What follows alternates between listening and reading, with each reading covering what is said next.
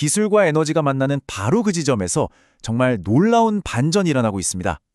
우리 디지털 세상의 심장이자 엄청난 에너지 먹는 하마로 알려져 있잖아요. 바로 그 데이터 센터가 어떻게 에너지 위기의 해결사가 될 수 있었을까요? 오늘 그 흥미진진한 이야기를 한번 파헤쳐 보겠습니다.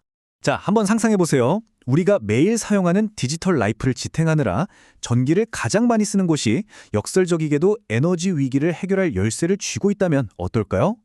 좀 믿기 힘든 얘기 같죠? 근데 이게 어떻게 가능한지 지금부터 한번 제대로 들여다보겠습니다.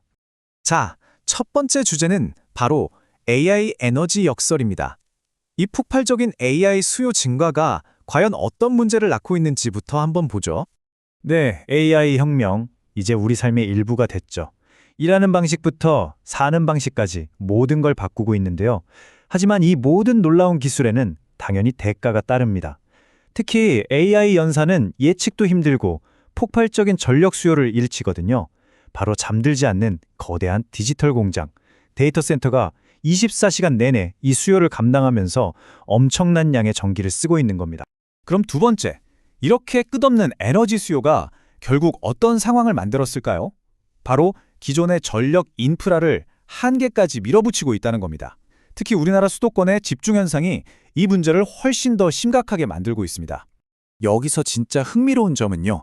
문제가 단순히 전기를 얼마나 쓰냐가 아니라 어디서 쓰느냐에 있다는 거예요.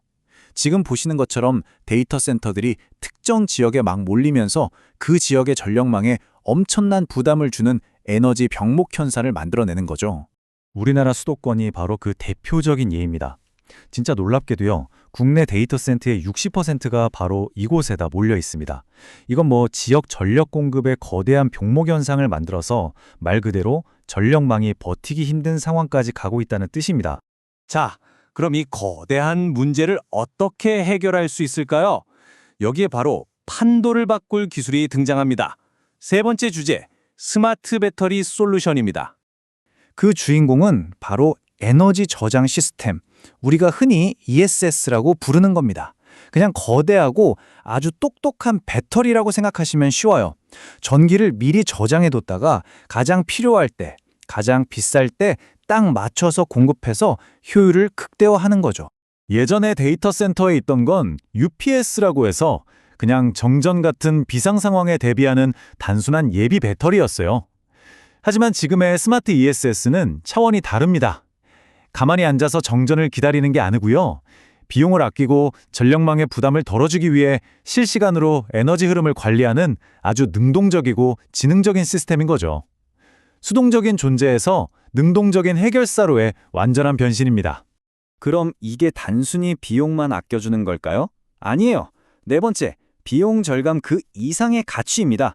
ESS가 만들어내는 경제적 그리고 환경적 가치가 뭔지, 단순한 비상전원을 넘어서 어떤 엄청난 일들을 해내는지 한번 보시죠. 첫 번째는 단연 경제적인 가치입니다. 피크 저감이라는 건데요. 이 그래프를 한번 보세요. 원리는 간단합니다.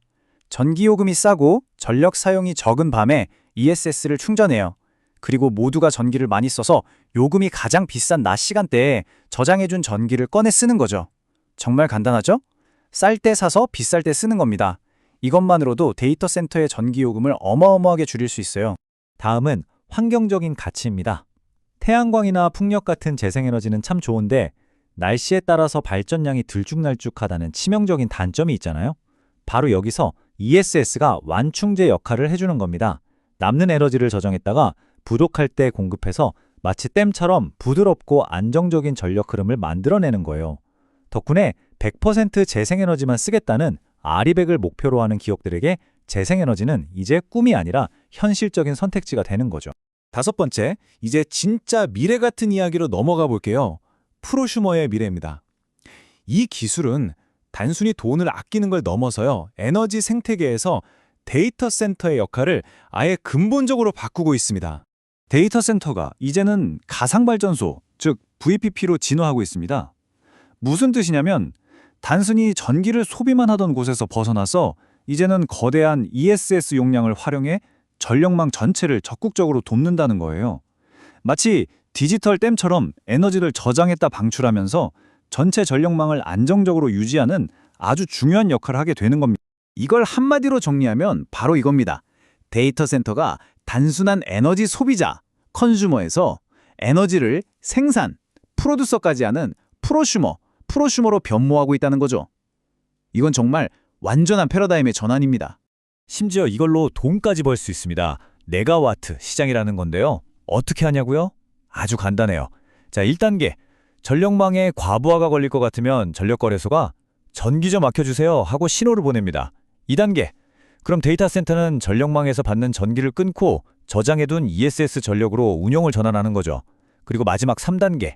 이렇게 아낀 전력, 즉 사용하지 않은 전력에 대해서 보상을 받습니다. 말 그대로 에너지를 아껴서 돈을 버는 셈이죠. 6번째, 새로운 에너지 플레이어입니다. 이 모든 변화는 결국 데이터 센터가 에너지 생태계의 새로운 주역이 되었다는 걸 의미합니다. 우리는 지금 에너지 세계에서 완전히 새롭고 강력한 플레이어의 등장을 목격하고 있는 겁니다. 물론 큰 힘에는 큰 책임이 따르죠. 이렇게 거대한 배터리 시스템을 다루는 만큼 안전이 무엇보다 중요합니다. 여기서 첨단 에너지 관리 시스템 EMS가 핵심적인 역할을 하는데요. 실시간으로 배터리 상태를 모니터링해서 문제를 미리 예방하고 이 강력한 시스템이 언제나 안전하게 운영되도록 보장하는 거죠. 자, 정리해보겠습니다. ESS와 만난 현대 데이터 센터는 이제 안정성, 경제성, 그리고 환경성이라는 세 개의 강력한 기둥 위에 서게 됐습니다. 국가의 전력망을 안정시키고 새로운 수익을 만들어내고 또 지속 가능한 미래까지 가능하게 하는 새로운 에너지의 주역으로 다시 태어난 겁니다. 이제 경계가 흐려지고 있습니다. 우리의 데이터를 저장하는 곳이 이제는 우리에게 전기를 공급하는 발전소가 되고 있습니다.